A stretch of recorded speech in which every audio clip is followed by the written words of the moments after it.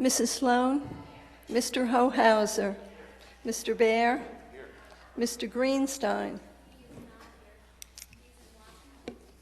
Mrs. Johnson, Mr. McDermott, Ms. Nadolny. I'll make a motion for the adoption of the agenda, February 4th, 2014. Mr. Hohauser, all in favor? 6-0, thank you. We will now move to student and community comments. I'd just like to remind everyone to please identify yourself for our records and that we will be keeping to a 3-minute limit.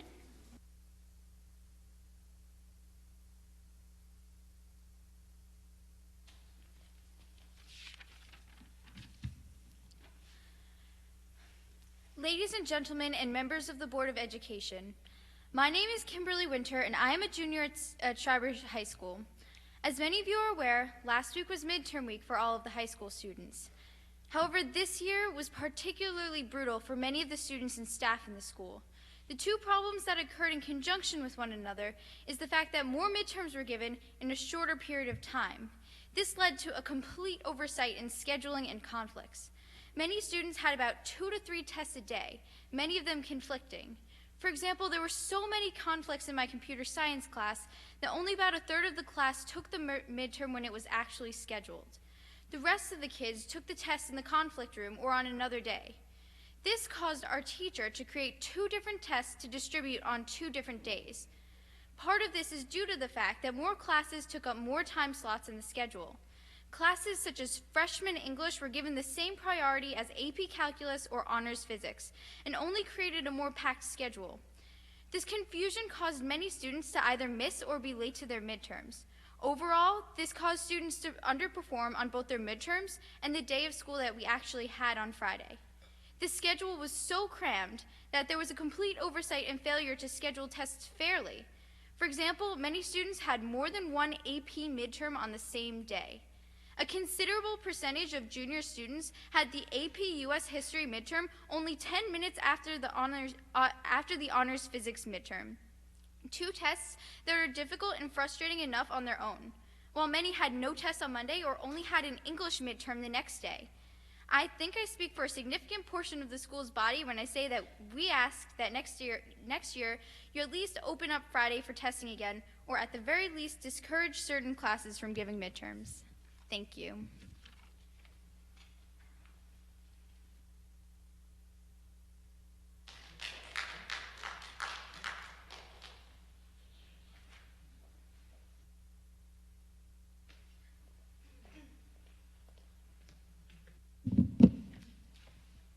Hello, I am Naomi Boyko, and I'm also a junior at Schreiber High School. It was quite the surprise when my teachers informed me that instead of review days before a midterm, we would be having unit tests days before midterm exams. Due to stormy conditions, we had school canceled, and due to pressing midterm schedules, no exams could be pushed back or canceled. Exams were tedious, sometimes occurring 3 times in a row, as my fellow student, Kimberly Winters, has just described to you. I personally took an AP qualifying exam for English at 8 in the morning, and that is a consequence that I know I had to understand I had to take because it is a tedious class. But what really surprised me is that I had, following that, with 5 minutes to spare, a Latin honors exam at 10 a.m., and then 5 minutes later, an AP Psych exam, which was very hard. And I hope to see that next year we would have a little bit longer than 5 minutes between exams, or longer times between midterms, or a smaller amount of midterms, because the stress that the students were under this year, I personally took 8 midterms over the course of 4 days, was incredible, as well as the unit tests that we had just 2 days before our midterms was really hard to accomplish. Thank you.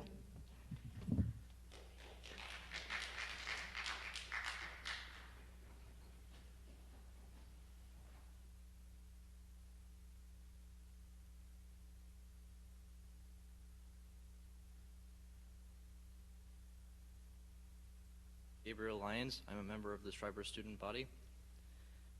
Last week, students were pressed with midterms as my...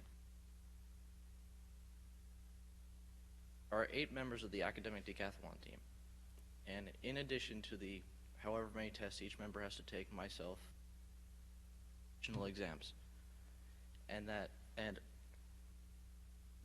the reason for this is, excuse me, the academic decathlon competition is held at the end of the month in Rochester, and in order to compete, each student has to compete in a scrimmage, seven at 50 questions apiece, back to back to back for a period of 4 hours. So it is my proposal, or at least, that next year, when planning midterm week, if there is a midterm week, that midterms are not only spread out more evenly, shortened to a point where they qualify the basis that each teacher teaches, not just 1 or 2, and then left.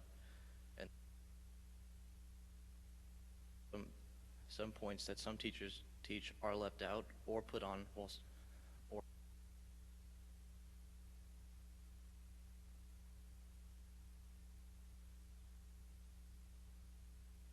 academic. There's a academic decathlon. This test is held on Thursday to conclude.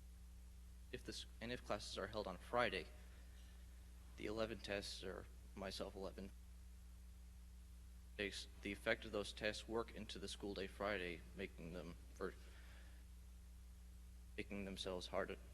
their brains hard to operate, and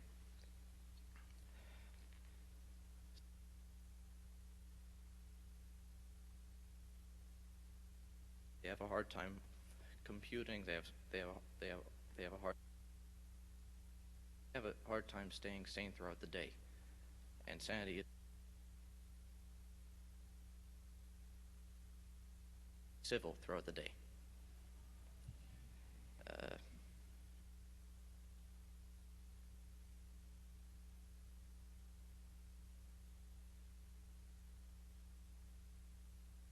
Being made, the academic decathlon has a heavy impact on midterm week, and it is that students should have the right to appeal the time they take the test to a designated time, and another designated time during midterm week when students can make up their exams. Thank you and good night.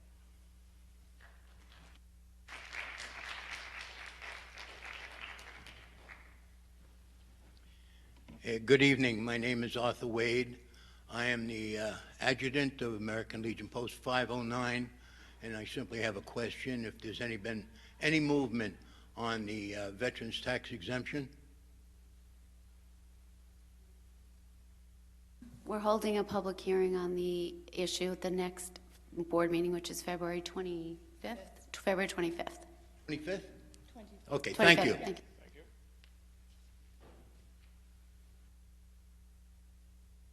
If there are no other community comments at this time, we'll move on with our agenda. Thank you for everyone that came to us this evening to speak to us. I would just like to take, there are more comments. Okay.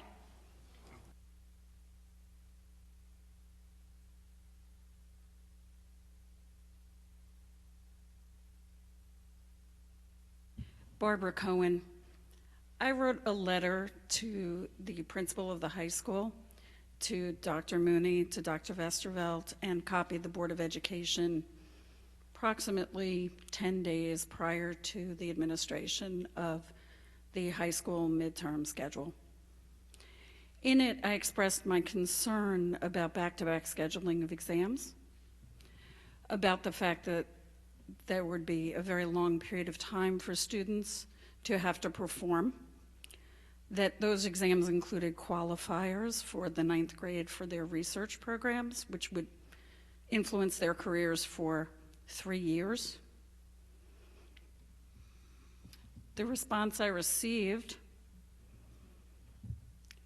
was that the exam schedule would be looked at again after the fact, that the best possible decision was made for the students, and that there was a hope that I would be content with that response. It's clear when I hear the students this evening that they were deeply, deeply affected by the scheduling. Further, there was a problem in the 9th grade in that the honors bio exam was scheduled from 8 to 10 a.m.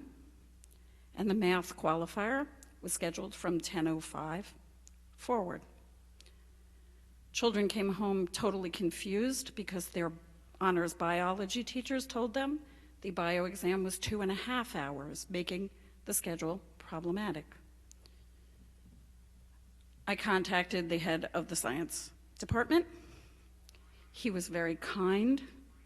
He emailed that indeed there was a conflict, that he would pass that to the principal's office to determine the course of action.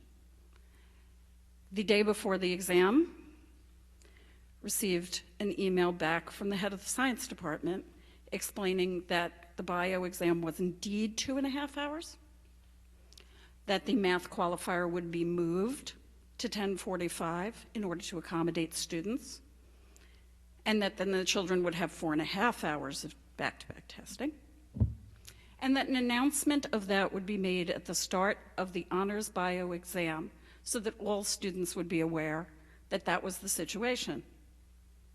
However, by report of several children who were in the honors bio exam, there was never an announcement made that the math exam had been moved. And in fact, again, by student report, there were children who got up after 2 hours of the honors bio exam and departed that exam to go and take the math research qualifier.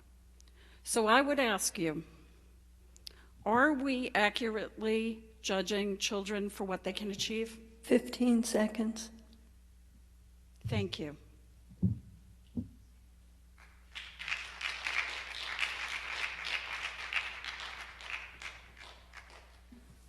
Are there any further community comments at this time? Okay, then we will close out. I would just like to briefly say, as we have another storm waiting for us this evening, I'd like to thank all the staff in all of the buildings for all the work they've done in keeping our children safe and keeping our buildings prepared for when the kids do return. And we had an early dismissal that went really well, and we do a great job. And our superintendent has made very good calls in making sure our students and our staff remain safe. So we hope everyone will continue to bear with us as the weather has been really bearing down on us. We have another storm this weekend, and we are doing the best we can with the scheduling. So I will move on to the superintendent's report. Thank you, Mrs. Sloan. Yes, the weather is a key player these past few weeks for us. I know some people do keep track of these things. We have 3 snow days built into our calendar. We have used 2 already. We do have 1 more, and then we would work on perhaps some vacation time if necessary. I do want to reassure people that decisions will not be made based on the number of snow days that we have left. The decisions will always be made on what is in the best interest of safety for staff and students. It's unfortunate that we've been experiencing such a harsh winter, and I certainly hope that everyone will use good judgment and caution. Tomorrow is a little tricky. It's unknown. They are predicting snow and ice, so we are having a definite delayed opening tomorrow. However, if the conditions do worsen overnight, it's possible that it could be a school closing. So just would like people to be prepared for that. A message has gone out already tonight on that point. We do have a number of important presentations tonight, and I'd actually like to get to them as soon as possible. I must say that our Director of Technology, Mr. Maloney, has been scheduled to present to us for 3 board meetings now. So I think it's finally time for us to have his presentation and hear all the wonderful things that are happening in our technology. We do have an initial budget presentation tonight as well, all very important information. Before we do get to that, though, I'd just like to ask Ms. Fennick to just give us a brief update on total enrollment as well as our kindergarten enrollment, which has begun, and something that we always watch very closely, particularly in terms of our budget process. Thank you. As of January 29th, our student enrollment is 5,334 students. We are still, our enrollment has been increasing, it hasn't stopped. And our kindergarten enrollment, we have a projected enrollment of 391 children. Right now, we have 103 registered, but we're still early on in the registration process. Thank you.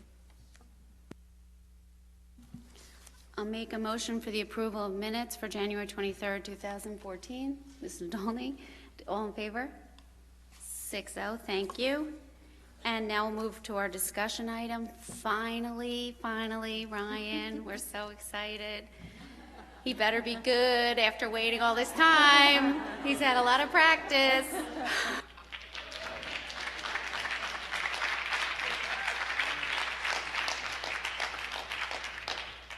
Thank you.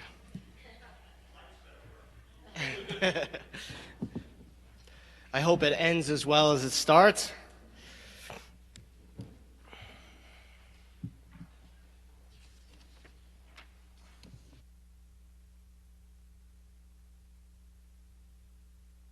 First, let me say thank you to the board and the Central Office Administration for being so supportive of the process that we undertook since July to have an understanding of the district's technology, current technology.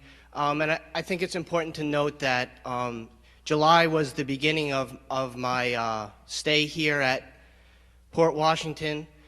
So it's been a short time, but we've done a lot of work to both understand the current infrastructure as well as detail what we believe would be best suited for the district as we move forward. The presentation tonight is going to be broken up into several components, as you see here: network and infrastructure discovery, infrastructure and network operating systems, district fiber interconnects, telecommunication systems refresh, and wireless networking environment.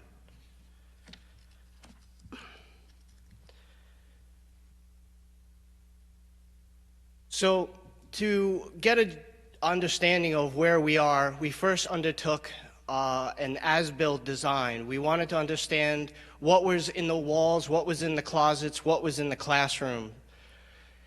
And as we did that, we began to formulate a picture, and we call that our as-built, which details the schematic of that whole infrastructure.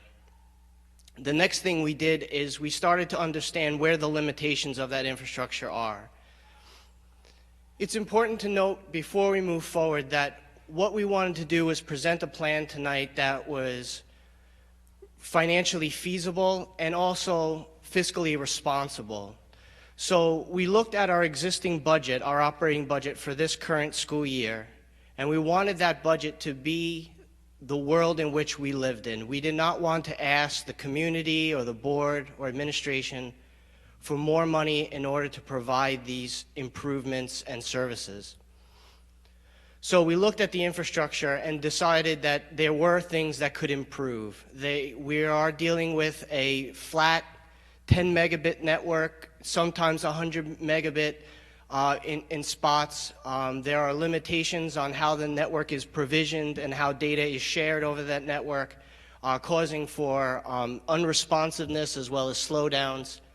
In addition, we're utilizing a technology for our, let's call it, our user authentication and computer management that is somewhat dated as it relates to the industry standard. And so we also put forth a proposal to move our servers as well as our authentication of those computers and users to Active Directory, Microsoft Active Directory infrastructure. In addition, we wanted to take a look at some of the past history over the last 4, 5, even 6 years in terms of the district's experience on how our infrastructure has been able to maintain its rigidity when we're dealing with things such as foul weather. And we noted that there were times where the fiber that connects our buildings were severed due to either tree fallings or tree clearings that caused these breaks in the fiber and caused our network to be handicapped or brought down entirely. So we also presented a plan to help establish a method or an additional route where this fiber would take a different path along the community poles and allow us to maintain the rigidity and communication over the infrastructure in an event such as we've had in the past.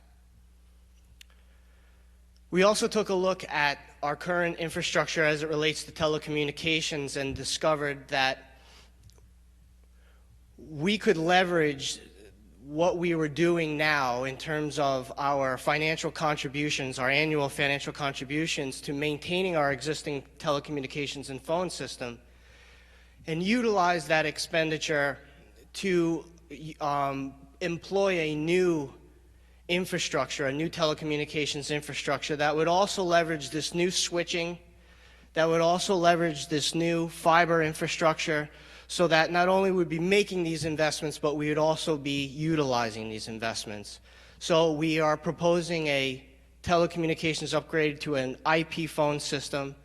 Another advantage is that we don't have to maintain 2 physical networks, both a traditional telecommunications network and a computer or IP network. They will become one seamless fabric across the district.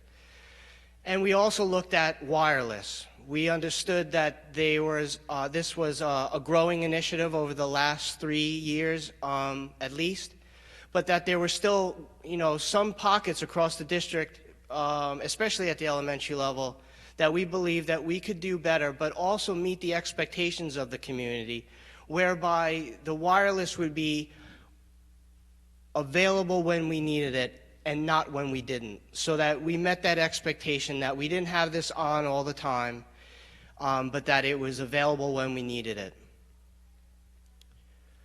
The next part of the presentation looks at the instructional technology. And we're looking at student-centered instructional technology, classroom technology, and teacher training. What we wanted to do was improve the student to computer ratio in order to provide an increase in opportunities, especially as it relates to enhance student learning and improve their opportunities to improve their research and enable the sharing and collaboration. We also wanted to provide allowances within the budget to furnish our schools with a variety of technologies.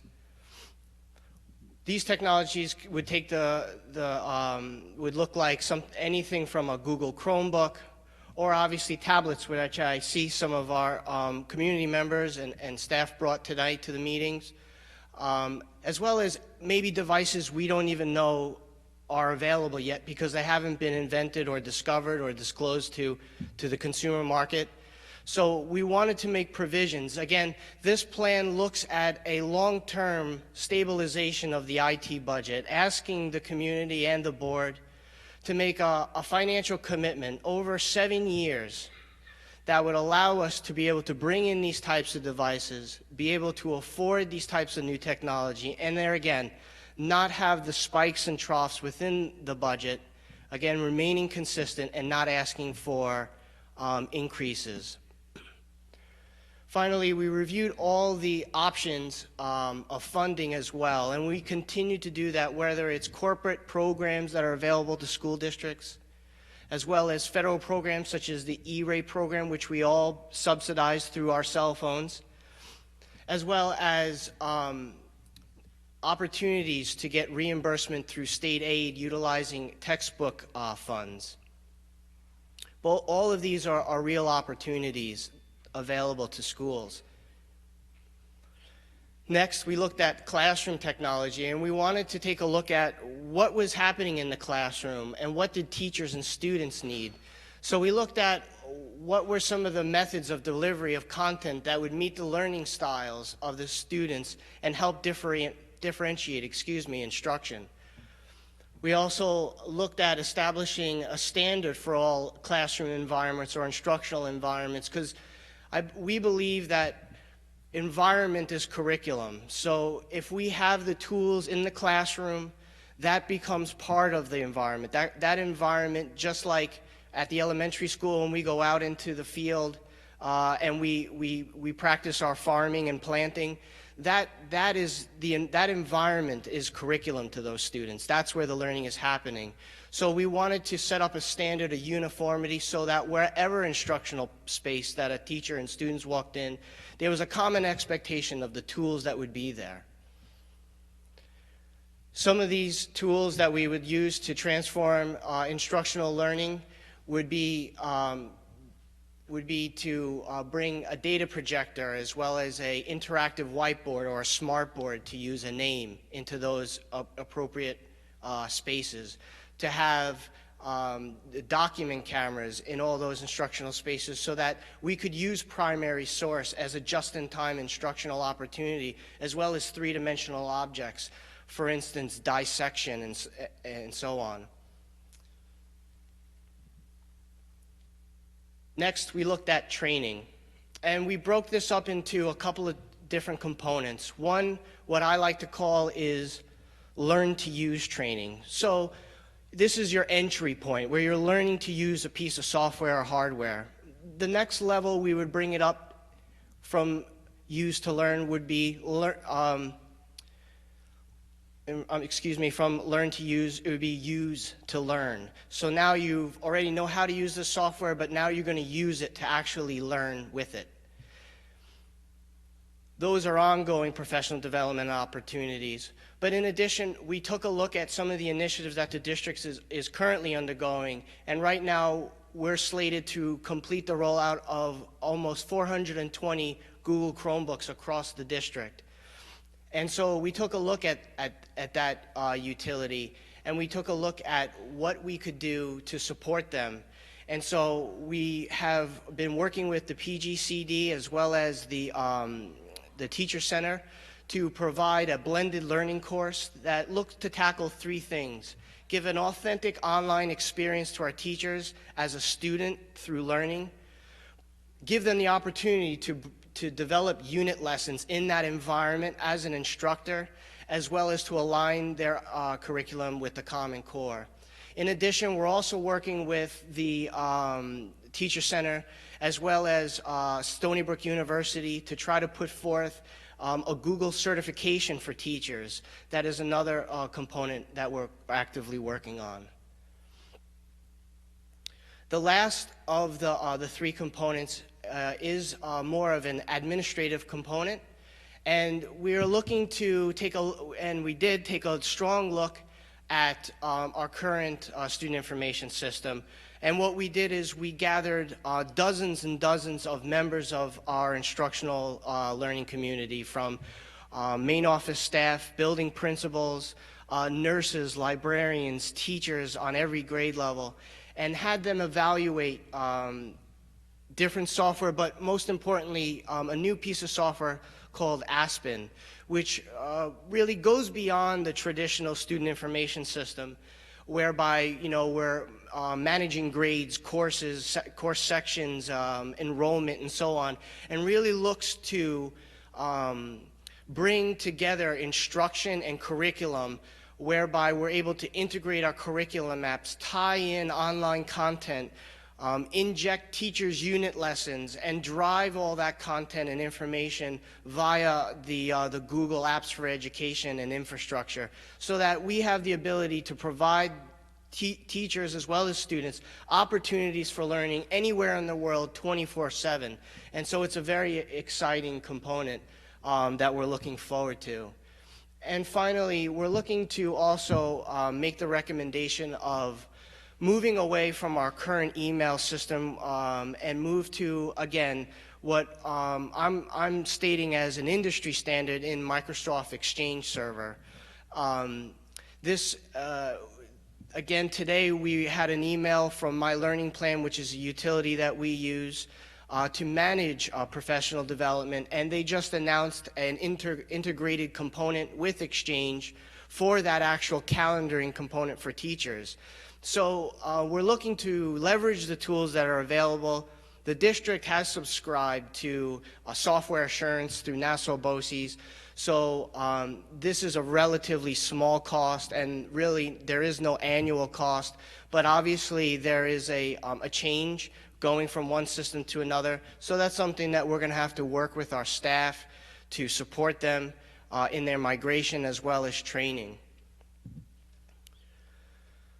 So I tried to keep the breadth of this is very large, but I tried to keep the presentation as brief as possible and straight to the point. But again, I do want to take just that brief moment to reiterate that this plan really looks to be very conservative in our approach, but yet I believe it's very complete and provides a path for the district to reach, I think, a new level of technology as well as integration. And as I walk the halls, as I talk to teachers, staff, administrators, I think that we're ready for the next step. And so I hope that this is something that makes sense and pleases the board in its approach. And I thank you for your time.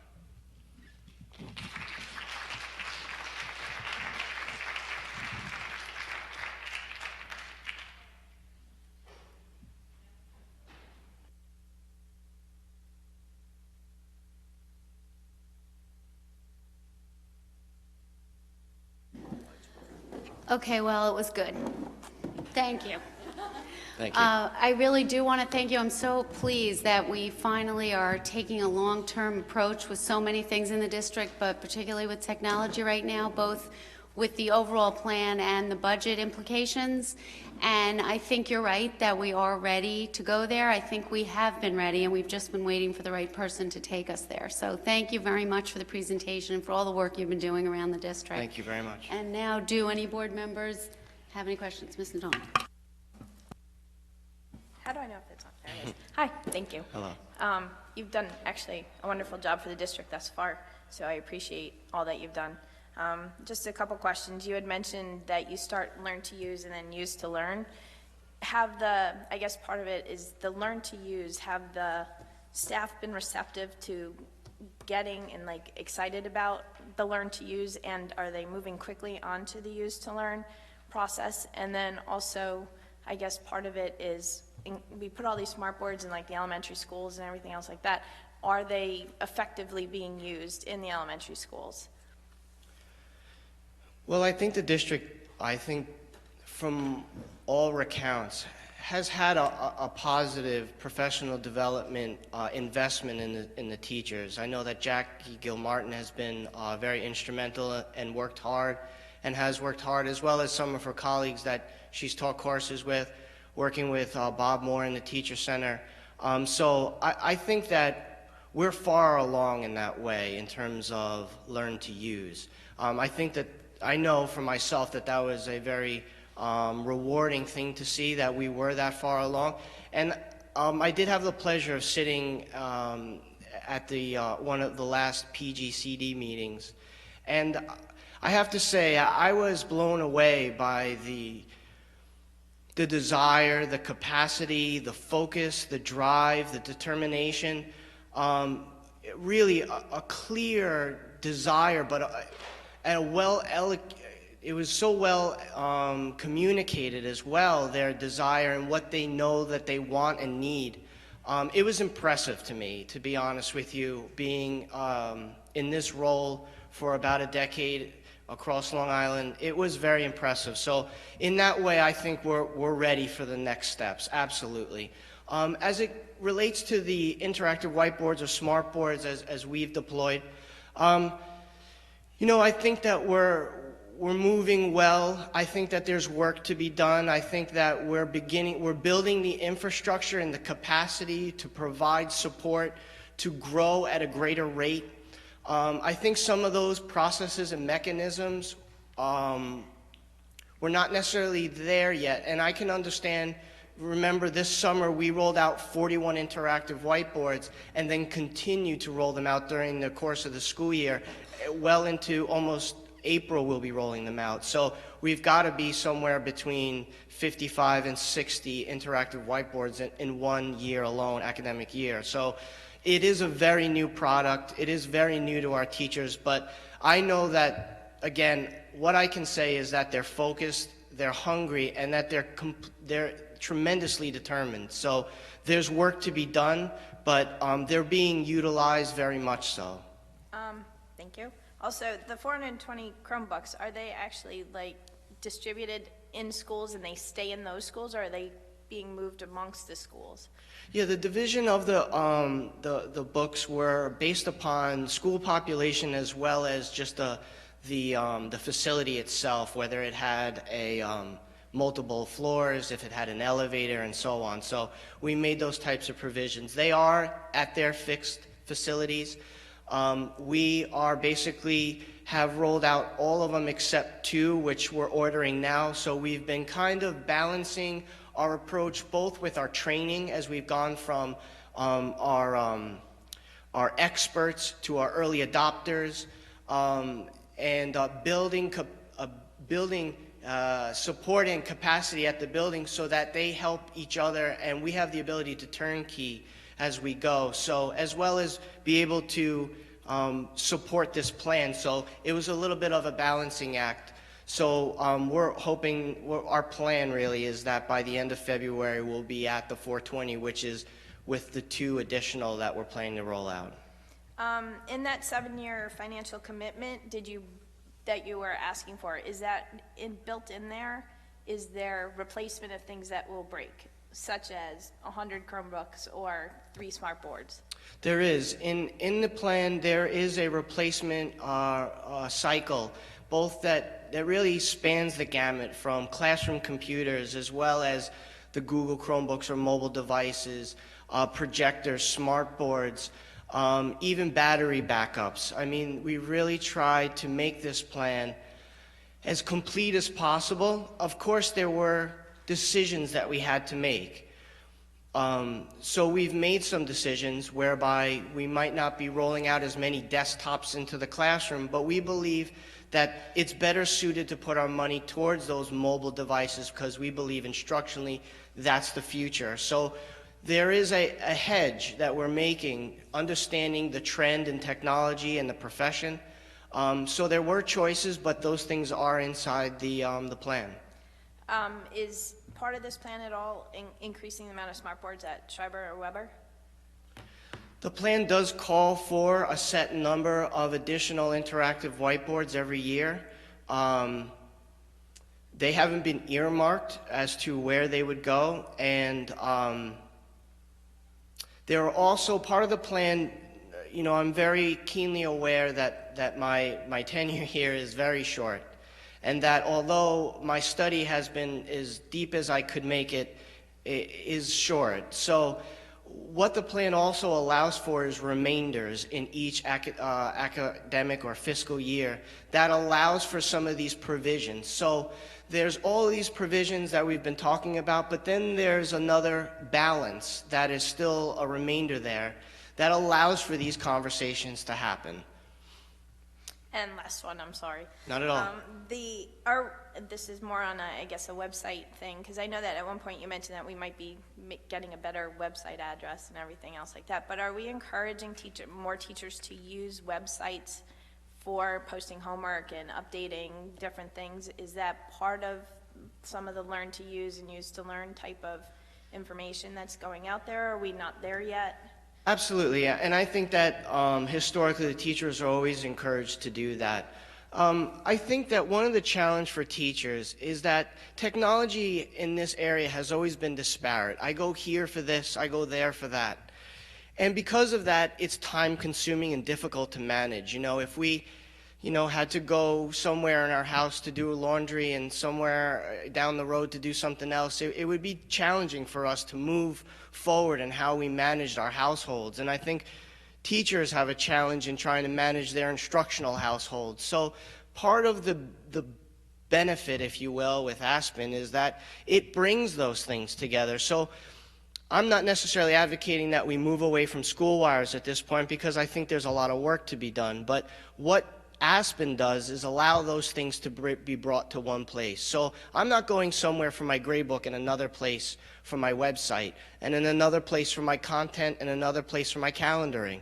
I'm going one place, and then that's even integrated into my Google presence, where my students are logging in and they're getting my coursework. So it is, I think, a dramatic change in approach, and I believe it will be a big benefit to our teachers.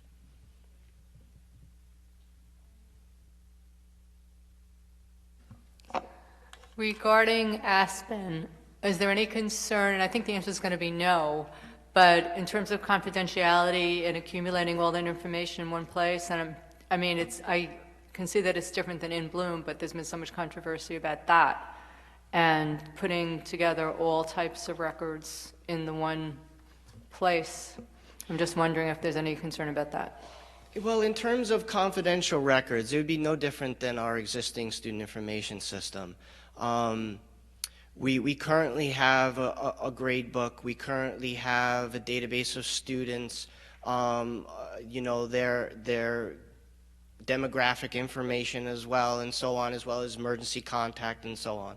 So I don't see that to be a change necessarily. Also, it's not hosted as if we were going to draw an analogy to In Bloom, where we're giving our data away, we're not giving it anywhere. It's going to be hosted internally, supported by the same people who've been trusted with the same confidential information as before.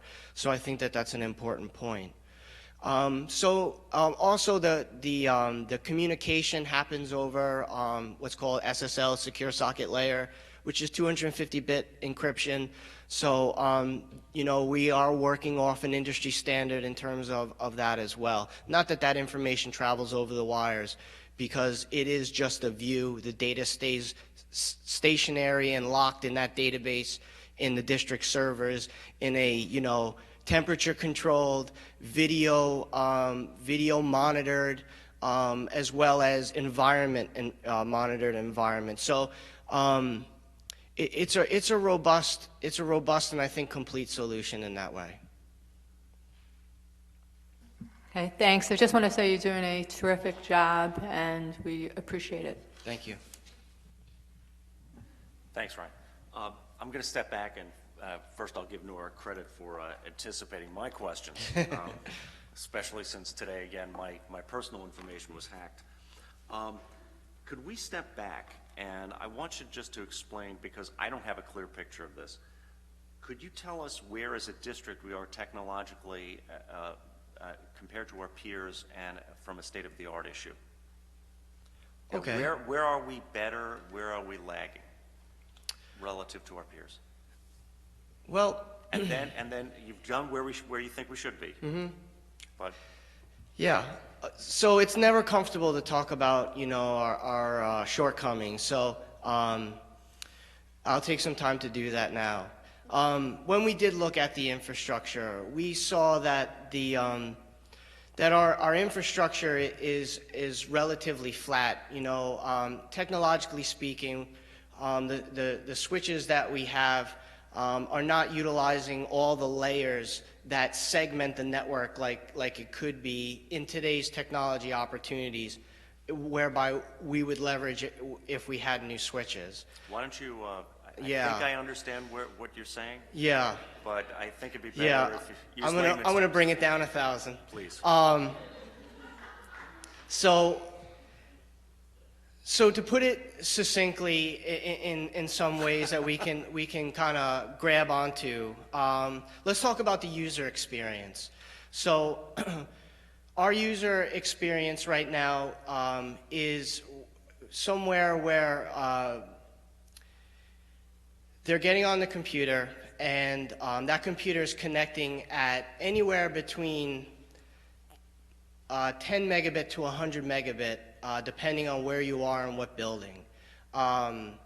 In some buildings, there's 100 megabit connection that is being split amongst dozens and dozens of computers to power a whole segment of a building. So if we, think about taking a pipe and continuously to making it smaller and smaller to allow more and more people to have a piece of that pipe, each person's piece becomes smaller and smaller just by the fractioning of that pipe. What we will be doing is providing a full pipe to every user experience. So in some cases, it's maybe 10 times the speeds of what we're experiencing now. In other places with our backbone, it is about 4 times the speed. And when I say that may not sound like a lot, but right now we're running at 10 gigs, which is our backbone. The backbone we're proposing is 40 gigs with a diverse redundant route. So there's rigidity as well as a huge performance increase. When we talk about storage, we're talking about a limited amount of storage currently. And that also translates to our ability to back up those files. So we have limited ability to back up, so we have also limited ability to give out storage. From email to user files, those are all things that have a limitation on them. With the new infrastructure, we'll be able to give tenfold that amount of storage as well as back that up and have redundancy across the district, whereby if part of the network went down, the whole network would stay up because we have that rigidity and we have that ability to back data up back and forth. So it's always available and it's always alive. So that's the physical network. That's storage. Then we can move to our internet connection. Currently, we're running about 45 megabits shared across, around 3,000 district computers. But as we roll out wireless and we move into a technologically advanced community of learners where they're bringing in anything, almost 3 devices they'll have with them into a school. They'll have a phone. They might have a wristband that's monitoring their calories from Nike. They might have a tablet in their. We're not giving promos here. They might have a tablet in their locker. So we need to be able to support this growth, as well as teachers bringing on their own devices, which we've begun to support as well. So part of the plan also looks to increase the access to the internet 3 times to 150 megs. So, so these are all dramatic changes that we're providing. In relationship to our peers, I can say that our infrastructure is close to a decade old. In technological terms, that's pretty old. When we have a new device and we look at our old one after 2 years, 3 years, it's completely obsolete. The good news is that infrastructure lasts longer, and that's why I believe that this is a quality investment over 7 years. Also, the hardware I'm proposing is continuously able to be upgraded and expanded. So although we're buying hardware, we're not limited by its capabilities today, but where we are trying to future-proof our district without paying for the future right now.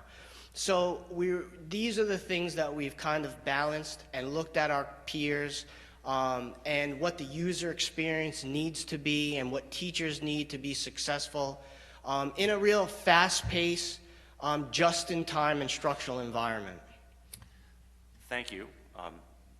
That was very full, but I have a couple more follow-ups, I'm sorry. Not at all.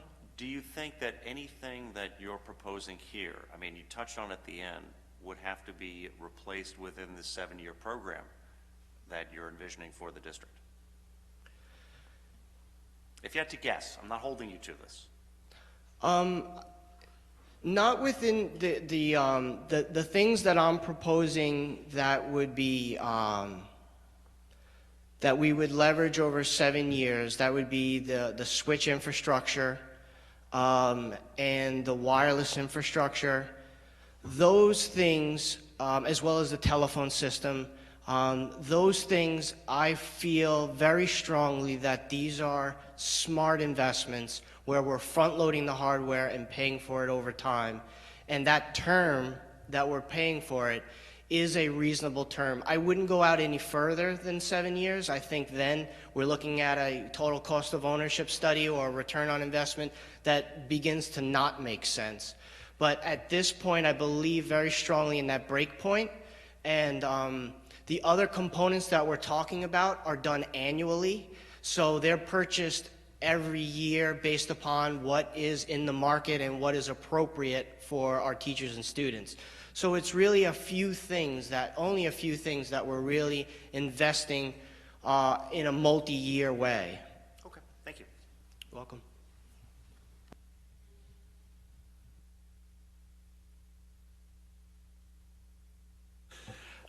Thank you very much. We've had some exchanges. Just to touch back on the point you just clarified, was that a lot of the technology that's in the plan, we will get the benefit of sort of in year 1 and then pay for it in years 2, 3, 4, 5 out to 7. Yes. One of my concerns in looking at it and going through it is, do we have enough resources at your disposal to adequately deploy everything across the district that you're envisioning? And I just want to make sure that you're satisfied in what the overall plan calls for, that we will be able to utilize all of the features that you're envisioning because we have enough resources to support it. That would sort of be my first question. Well, in terms of my existing resource and our resources, as well as kind of, what's baked into the cake in terms of implementation, part of the proposal is leveraging our value-added reseller so that we have best practice experience on site through the implementation. So I am very keenly aware that this is going to be a taxing process. All eyes will have to be on the prize, and we'll have to be dedicated to the work at hand. So there's no doubt in that or underestimation in that way. I can say that what I'm proposing is something I'm comfortable with, definitely, and have experience doing multiple times. So I draw upon that experience to make these recommendations. In terms of feature set, I think that there's features that people will use right away, and then there's features that we will grow into because we never had them before. I think maybe we could think of it as a glass ceiling effect, if you will, whereby we never thought that we could do X, Y, and Z because we never had the opportunity to do them before. So I really believe that we're affording opportunity, and quite honestly, I have to say, and this is not just lip service, it's not my style, that the group of teachers that are here at Port Washington are really quite exceptional, and I have a lot of faith in their desire and ability. So I think it's just going to take off from what I've seen with the Google Chromebooks in the short amount of time. And I'd be more than happy to share a timeline with the board, after the presentation via email to share, the steps that we've taken and the timeline that we've done it, and the impact that it's had. And it's just been amazing. Truly, it's been something that you don't get everywhere. So I really think that we have the right stuff. On the wireless side, there's a sort of static investment each year on wireless networking. Could you just sort of walk through how that is envisioned going across? Because we already have some buildings where we have, I guess, hollow spots, and then some where we don't really have anything, and how you sort of see that playing out as well. So the wireless, what I did was create what I think is an appropriate budget or expenditure allowance. And I kept it in the budget annually for 7 years. And then I'm currently actually going to vendors, and I have a few of them actually, coming in, doing the research, the classrooms and so forth. So we're taking a look at all these different things. We're looking at different methodologies where instead of having multiple access points, we have one access point with multiple radios. So we're looking at many different technologies, and we're going to find the one that's best suited, that leverages our buying power, that reaches the farthest distances, that is the most reliable, that's flexible. And so we're actively looking at, and we're challenging our partners. And quite honestly, when I come to Port Washington, I bring a certain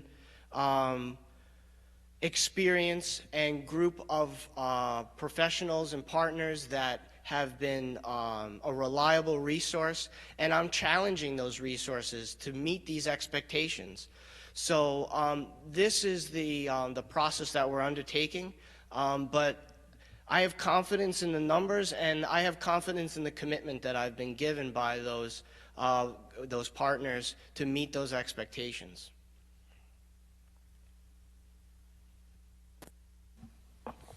Hello, Ryan. Good to see you again. Hello. I've seen this presentation a couple of times now. Yes, you have. This is much smaller. Thank you very much. You've really condensed it. Two questions for you. One is the infrastructure. Most of the hardware infrastructure improvements you're talking about, aside from the Chromebook, seem to be about speed and capacity.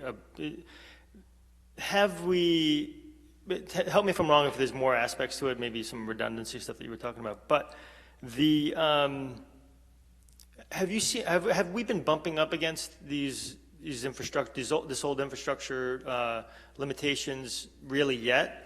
Or you just saw it as something that we probably will bump up against soon, like speed and and storage capacity. I didn't see that as really being a big issue because we're not like a research university where we need this incredible speed, or we're not we don't have these massive data files that I would imagine we're not filling up the system. Yeah. So there's an expectation now in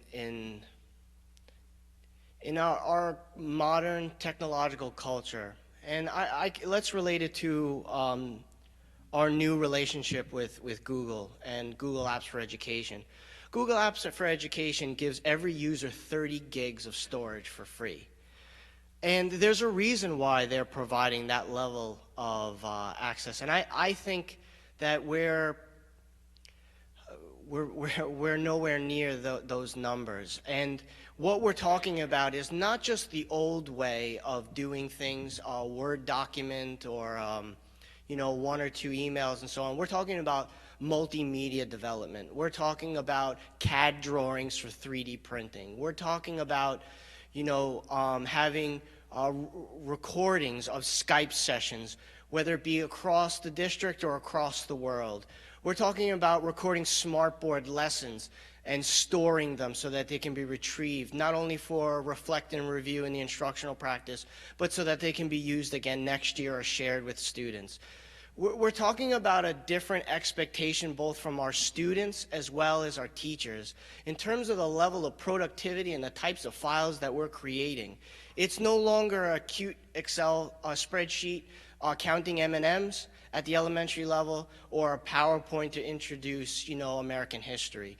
We're talking about downloading video snippets from multiple locations as well as discovery education. So when we talk about storage, yes, we have hit the limit. And what I find in technology is that teachers come here to teach, and come snowstorms or rainstorms, they're going to teach. They're not going to complain. They're not going to get put off. They're going to teach. But oftentimes, we don't hear what they need because they're teaching. But when you go into the hallways or when you listen to them talk amongst each other, these are the things that I'm hearing. So Is it everyone that's hit the ceiling? No. Is it a growing number? Yes. Have some hit the ceiling? Absolutely. And they're frustrated because they want and they can and they will. So what I felt was my duty or vocation in this way was to provide a vehicle to give them those opportunities. So so that's what this plan really stands by, is that goal. Great, that answer was so good, I'm not even gonna ask my second question. It's too good. I'm good. I think he definitely speaks Vernon McDermott. Thank you very much again, Thank Ryan. you. I think we're done and on to the next presentation Stay for the warm. evening. Thank you.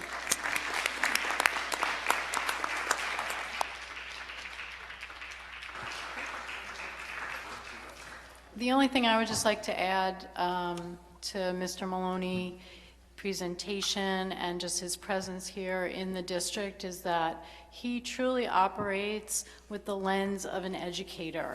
And I think you really heard that. And he knows all the tech talk, he knows that language, he knows that vocabulary, but he's always thinking ahead about what we can do to enhance instruction for students and for teachers. And it's very welcome here, and we're very grateful to have his knowledge and expertise working on behalf of the children and their teachers. So thank you very much. We do have another presentation tonight. We are going to be working our way, of course, into budget discussions. And so I will say that our Budget and Facilities Subcommittee of the board has been working really since almost the beginning of this school year, looking at the budget and talking a variety of different approaches, strategies, issues, and options for the district for this upcoming budget. And so what Mrs. Callahan will present tonight is really somewhat of a summary of some of those discussions. We still have a long way to go and many further discussions to be had. But without any further introduction, I will ask Mrs. Callahan to start her presentation. Thank you.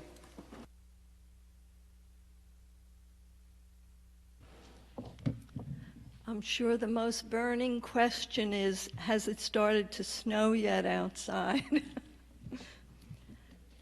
Thank you, Dr. Mooney.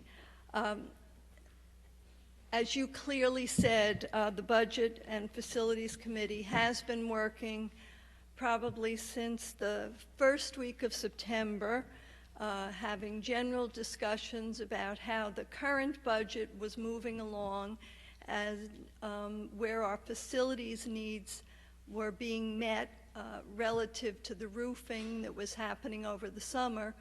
And then we very quickly moved into preparation for the 14-15 budget.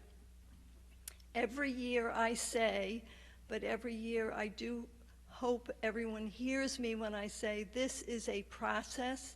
It takes a very long time, and we want the opinions of all the community members who come to this forum. We need, as the administration, to hear back clearly from the Board of Education.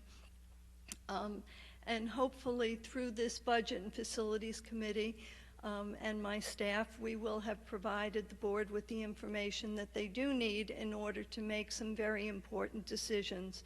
Every year the decisions seem to be getting harder and harder.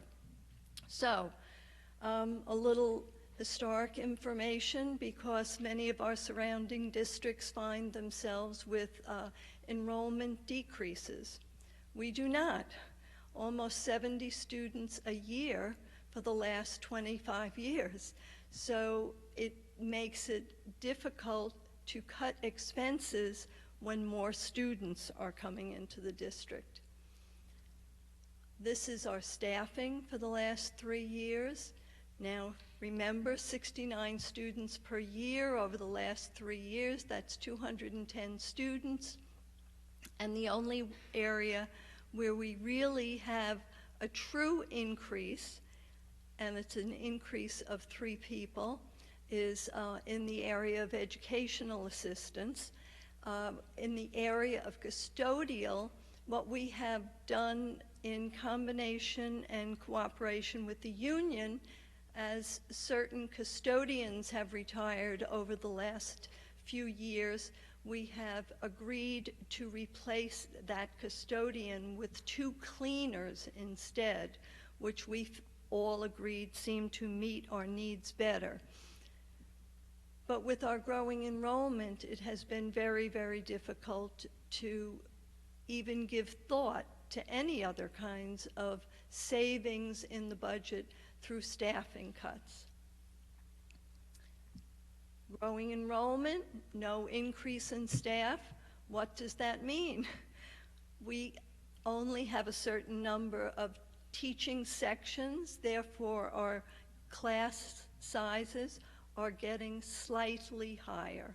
And I say slightly higher because you will see our rank among 53 school districts in Nassau County, and the size of our specific kindergarten class, the average of our grades 1 through 6, and our kindergarten through 6 specials.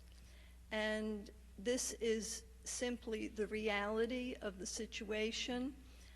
An interesting combination of districts listed there for both the low class sizes and the high class sizes, but this is simply meant to be one additional piece of information as we go along our way.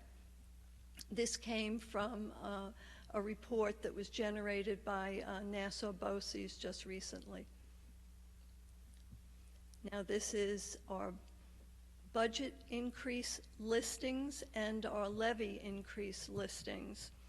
And you see from the last 2 years with the new levy limit formula, we have been held to a very modest levy limit.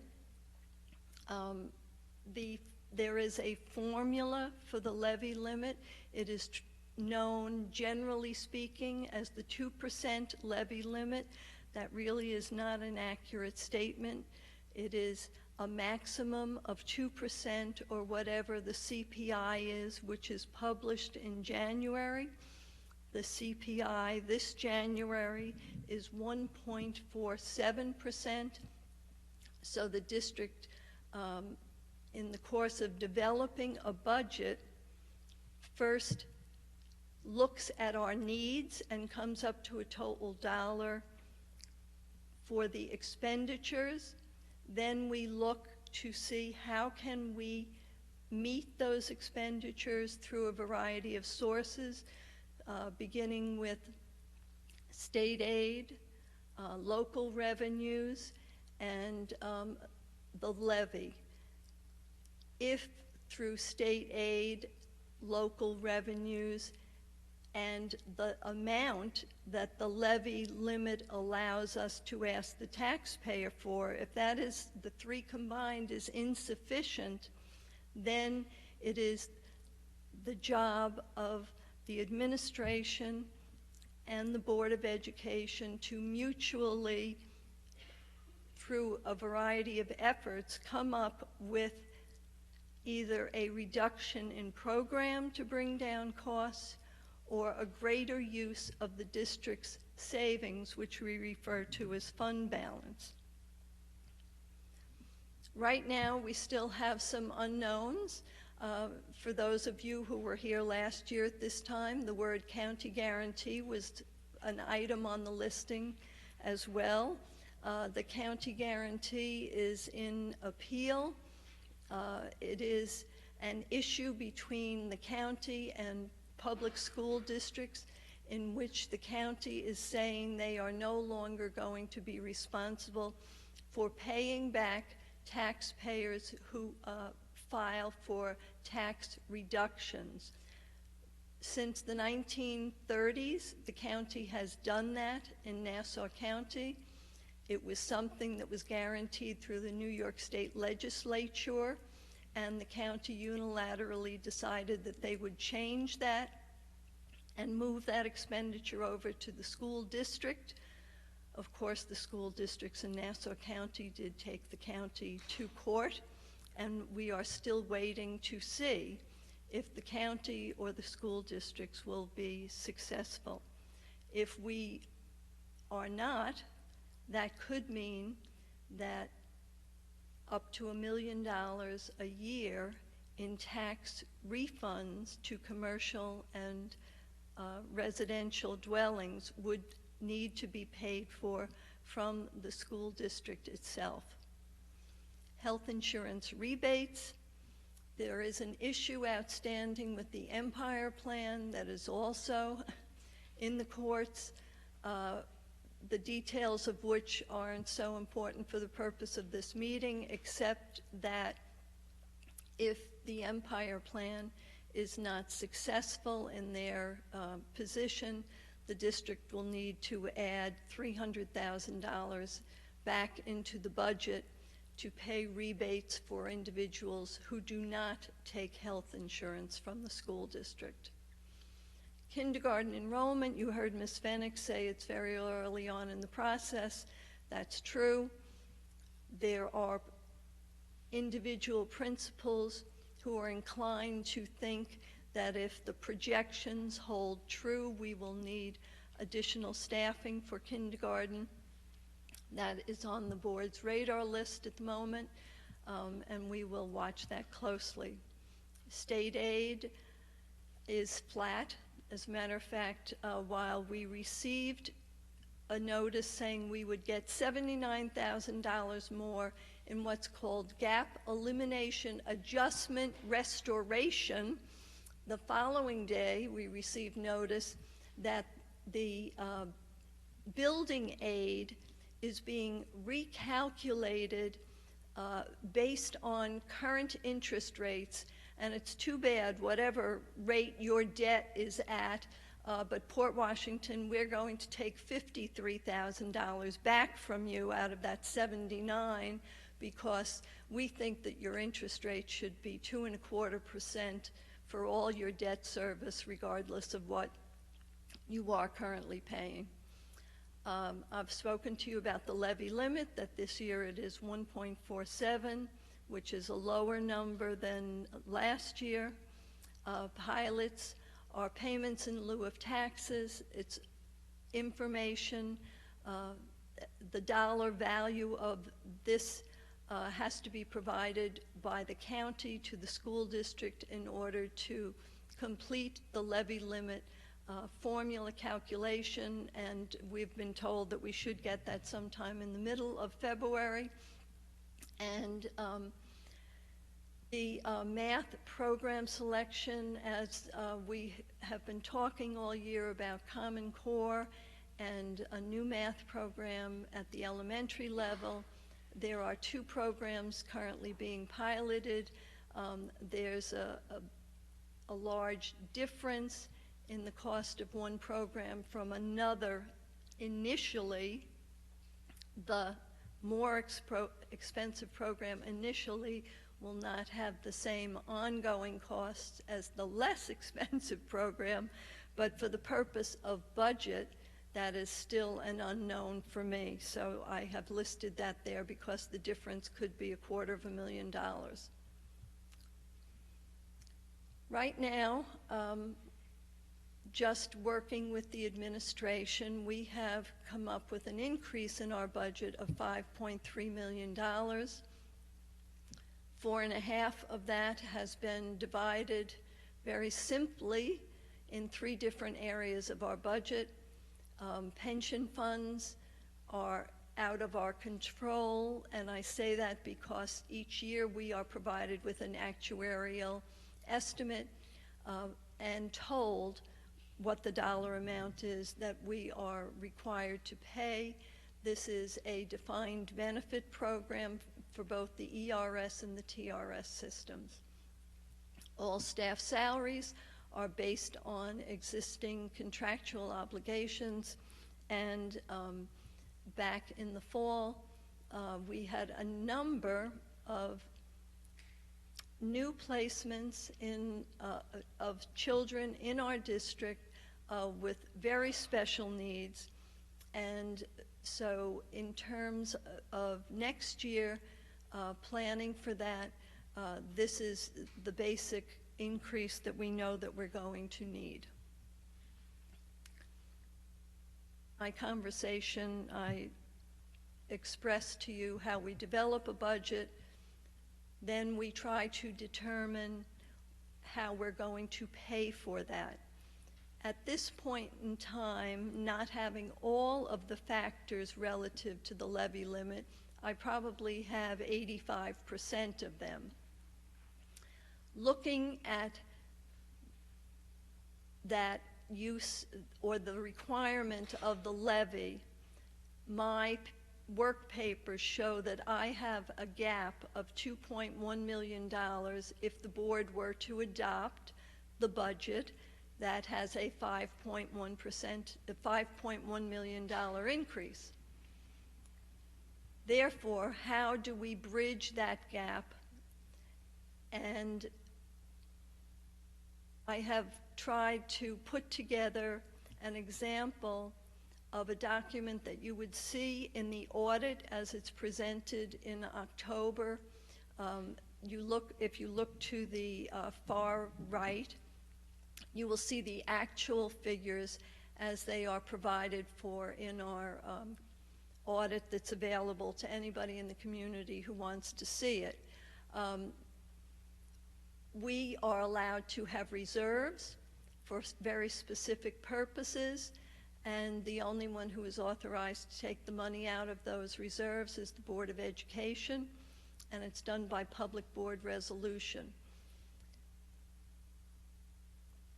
Last year, the Board of Education had an unassigned fund balance.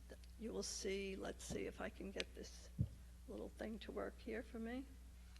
No, I have a dead battery. Unassigned fund balance, far right, lower hand sign, $4.6 million. We took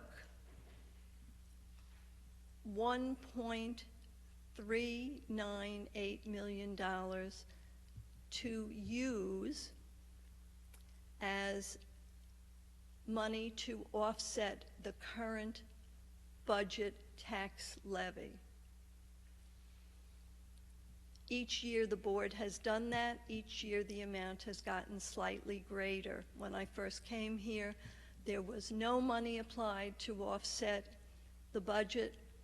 Then it went to $500,000, then it went to $1.1 million, and then almost $1.4 million last year. An example of what could be done to get to the needed revenues to balance the budget, if we did exactly what we did last year, taking $1.398 million, and in addition, taking $438,000 from the restricted reserves that you see on the upper left side, the retirement contribution reserve, and $315,000 from our workers' compensation reserve. This would give you an idea of what your fund balance page in the audit would look like as of June 30th, 2014. It would be approximately $1 million lower. It would help to bridge the gap on that $5.1 million budget increase, but we would still need to make either $2,183,000 in additional cuts to the budget, or take some portion additionally from our general fund balance. That's example one. Example two is the same original fund balance on the far right side. On the left side, instead of taking from the restricted $438,000 in the retirement contribution, we took an additional $1 million, And in the workers' comp, we took the 315, but instead of using 1.398, we're using 2.398.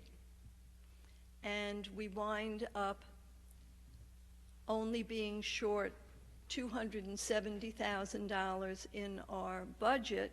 And you're probably looking and saying, how could those numbers be right? Total general fund, $13,800,000, and the example before, $13,827,000. Where did the money go to? The difference is, you will see in the total assigned and the use of the restricted. The actual reduction will not appear until the end of June 30th, 2015. And then you will see that your total general fund will drop under $10 million at that point. Now, I put this in because it came not from my lips, but from the New York State School Boards Association, who published something regarding a new buzzword, which is called fiscal stress, and the governor's proposed budget. And what I think is important for folks to understand is that while the governor is saying that he's going to freeze property taxes if people stay within the limit, it says, school districts will be combined with all municipal entities within the county, and provided the entire aggregate county figure is below the 2% cap, which this year is 1.47, property taxpayers would have their increase paid for by the state. So it's not just Port Washington that is going to be responsible for sticking to the 1.47. It will be every town, every village, everyone, not just on the North Shore, but everyone in Nassau County, in order for this freeze to happen. And I don't think that many people heard that when there was a big press release. The other piece that I think is important for people to read is that, simply put, with the tax levy cap set at roughly 1.5%, school districts need significant new state aid to stay below the tax levy cap. Since school taxes form about 2/3 of all property taxes, schools' inability to stay below the cap will preclude counties from meeting the requirements of the property tax relief proposal.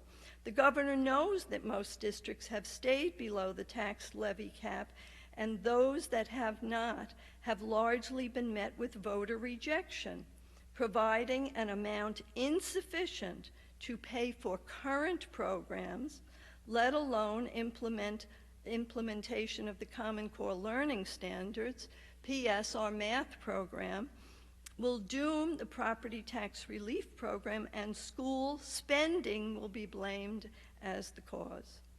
The community pressure to cut programs and services to stay below the cap will be severe.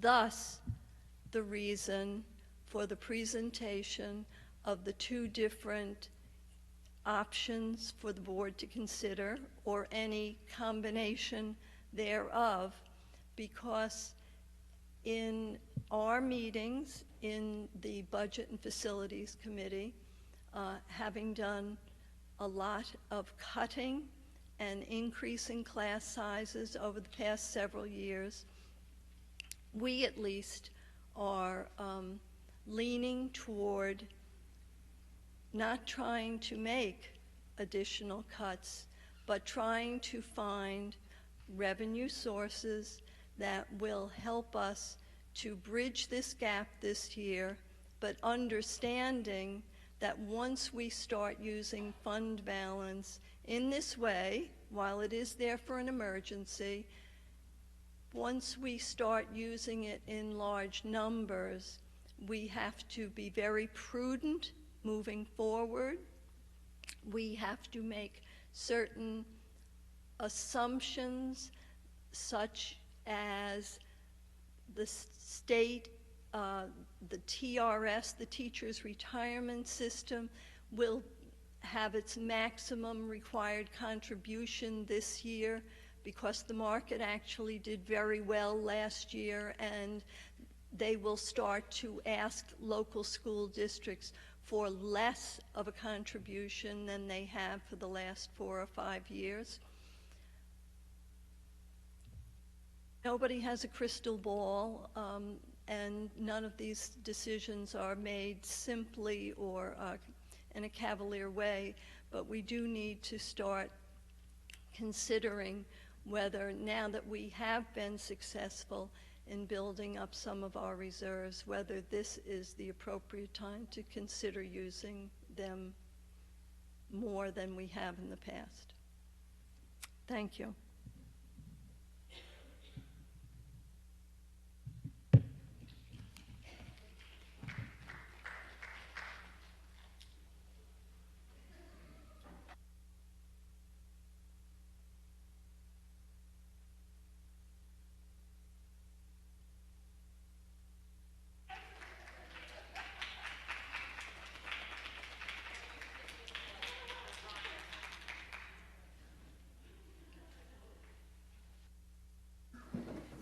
Alan, as budget chair, would you like to start our discussion?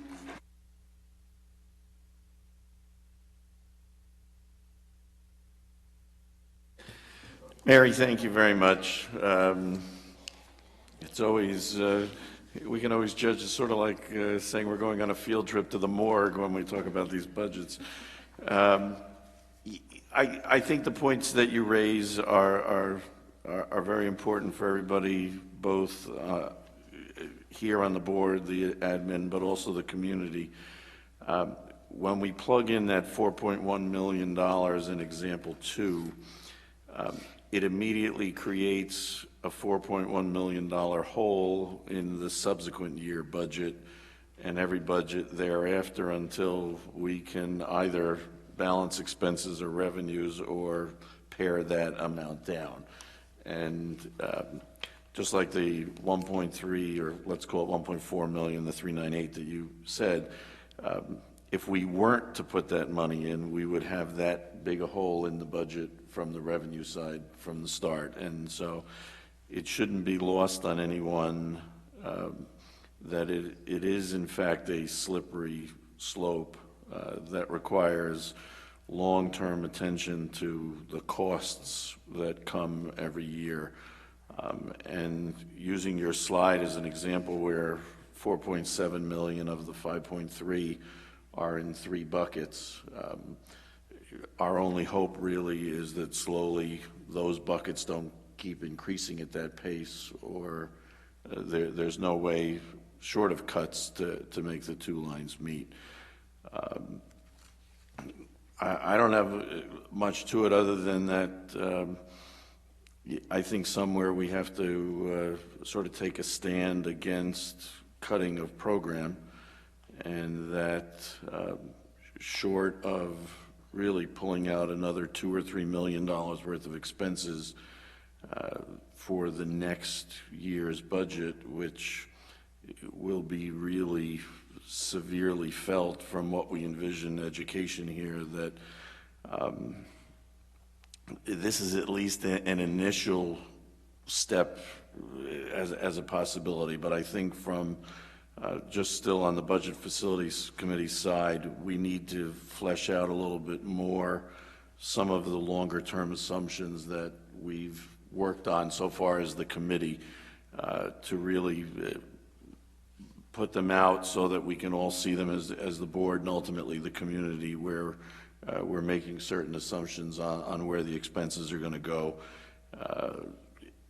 because it really is, not to knock them, but we don't want to end up where Manhasset ended up, where they simply ran out of reserves and then proposed a 7% increase only to have to retract that and do all sorts of other things. And they adopted pension smoothing, which increased their long-term debt that they'll have to pay back and some other things. So while we have the money to sort of keep the wolf from the door, it's a strategy that takes on a multi-year approach that we have to hammer out if we really think pension contributions will go down, increases of other line items will not go up, and really work through that so that we're all collectively as a community and as the board. Because if the strategy really doesn't work, sooner or later then we're coming back with 3%, 4%, or 5% increases to fund just the normal operation of the school district. So.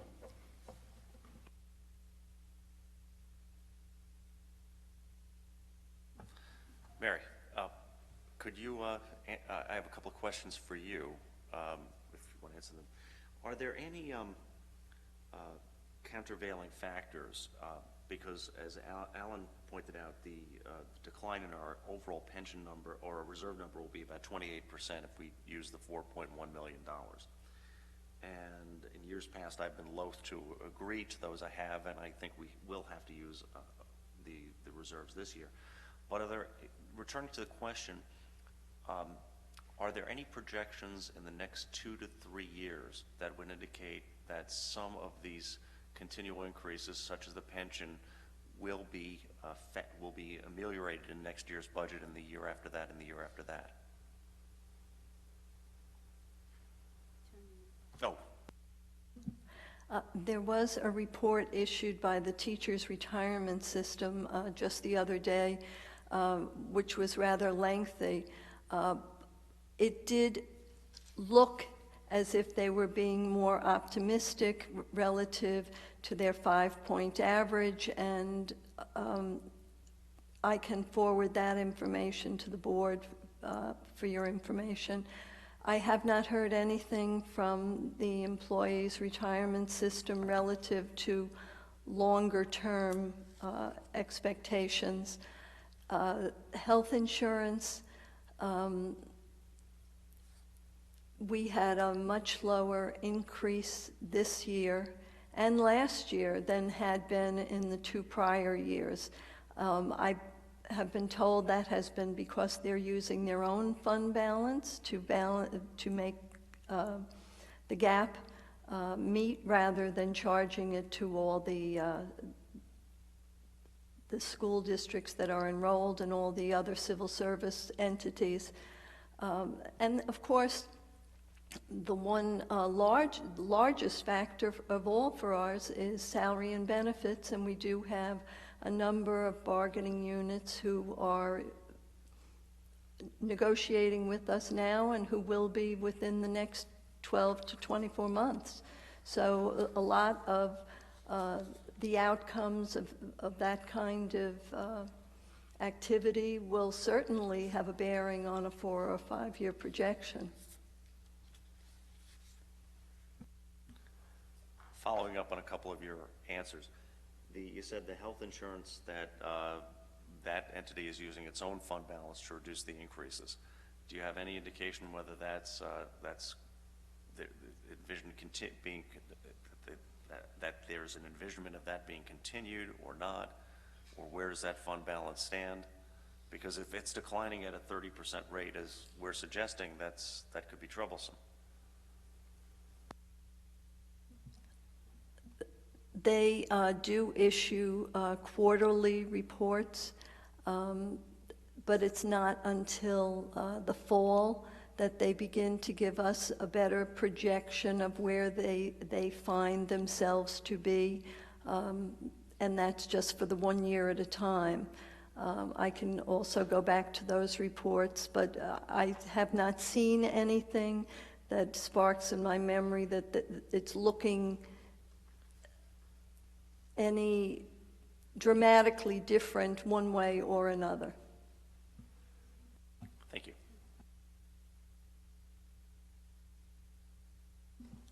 think that's it for tonight. I think we're all mulling this over a little bit. It's, as Alan pointed out, it's a lot to think about with the reserve, but year after year, we talk about cutting the programming, and I think we're all loath to go back there. So we'll hear more from the committee. And you have something to add? I have a question for the chairman of our facilities, Budget and Facilities Committee. We do have a meeting planned for Monday morning, which is 3 work days from now. I'm not sure if you feel that we'll have any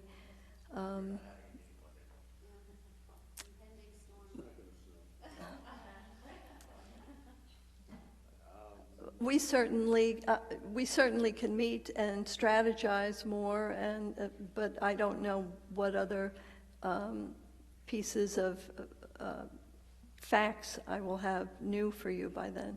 No, I think while we want to.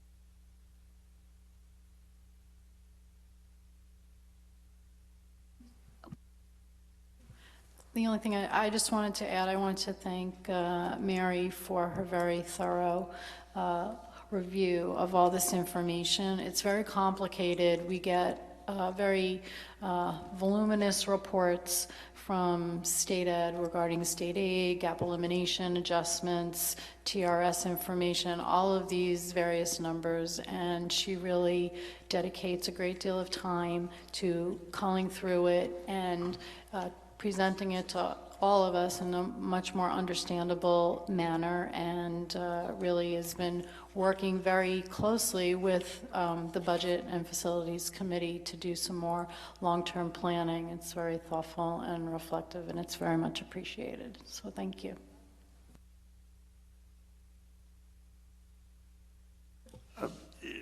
Just as a follow-up, Mary, I think it was very apropos to point out the increase in the enrollment over the last 24 years. And unlike the bulk, I mean, really something to the extent of 90-something%, I think, of the school districts on Long Island are seeing declining enrollments. We've continued to see it increase. And there's always talk of how quickly our budget goes up and everything else, but when you actually adjust it for inflation from 1990 through 2013, and then adjust it again for the increase in enrollment, you find that our budget has in fact tracked inflation almost dollar for dollar. And every time we edge up, people think at large, oh, you only had 20 or 30 more students show up, but when we have 50 more kids and we spend $25,000, we just automatically have to become in excess of $1 million more efficient. And that's been going on year over year over year, at least in the past 2 or 3 years, where we continue now to see enrollments of over 400 coming in and graduating classes somewhere in that 350 to 370 range. And it just is stretching the rubber band on a continual basis.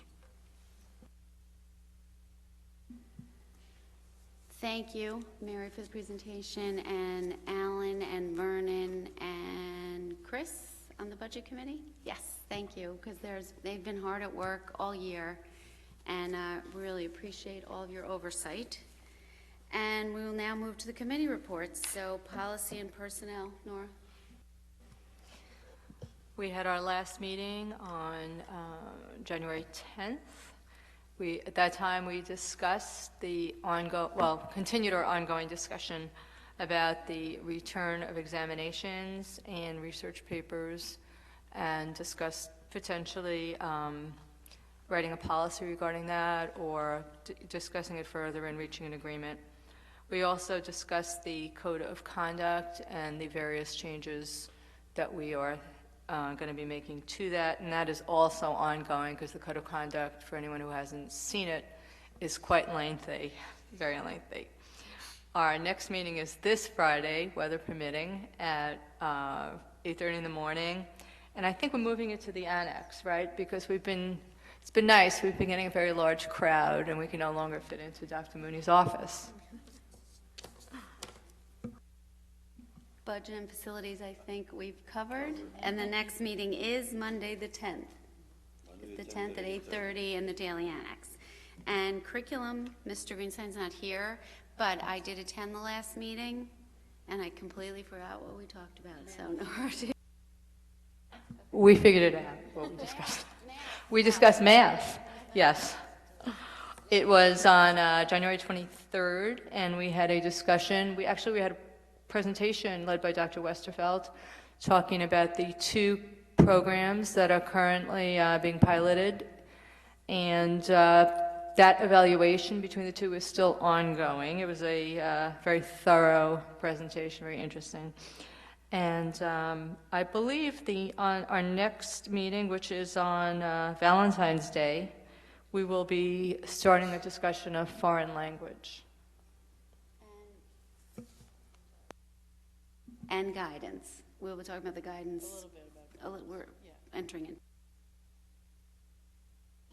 And that meeting is at 8:30 in the annex. I will now make a motion for the action items, A1 through B3. Do I have a second? Mr. Hohauser, all in favor?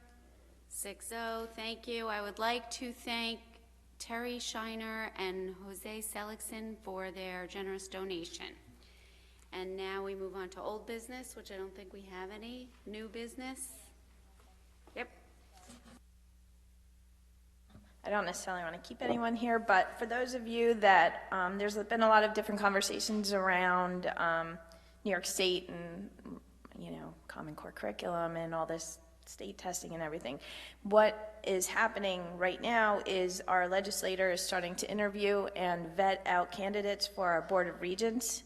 And if you are unhappy or not want to share your opinion, you really should be sharing it with your legislators so they can be looking at the candidates that are actually on the Board of Regents and perhaps help guide our legislators in how to vote for those people that are more or less overseeing and presiding over what our education system is about. So just wanted to mention that. Thank you. We'll now move to our second opportunity for the community to be heard. If anyone wants to speak, please step up to the mic right away.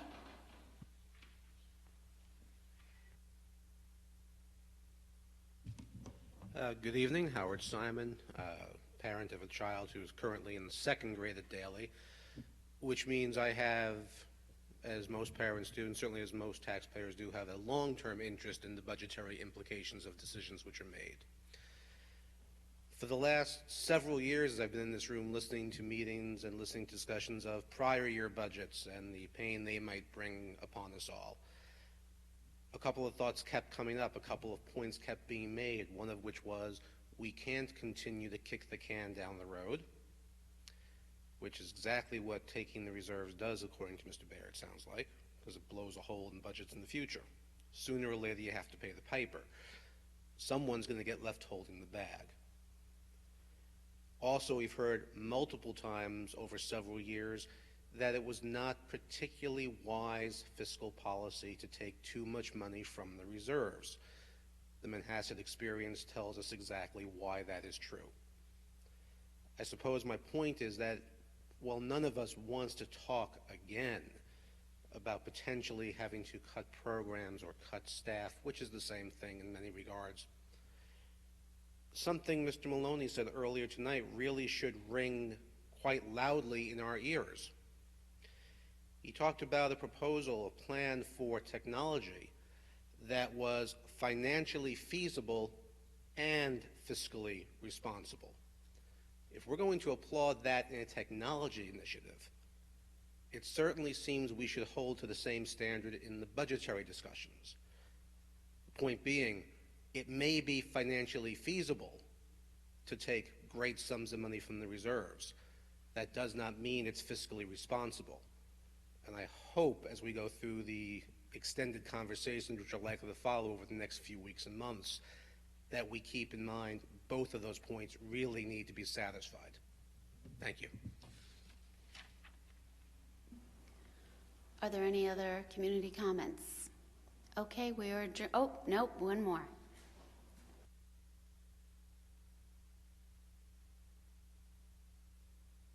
At Melconian, I first wanted to say thank you for the resolution about In Bloom in last month's meeting. That was really a wonderful stance that I'm happy you took. I am concerned about research presenting health risks for children in a wireless environment. I hope this is part of the district's consideration in the technology plan. Thank you. Okay, I think we're really done now. Thank you, and I hope everyone gets home safely and stays safe tomorrow.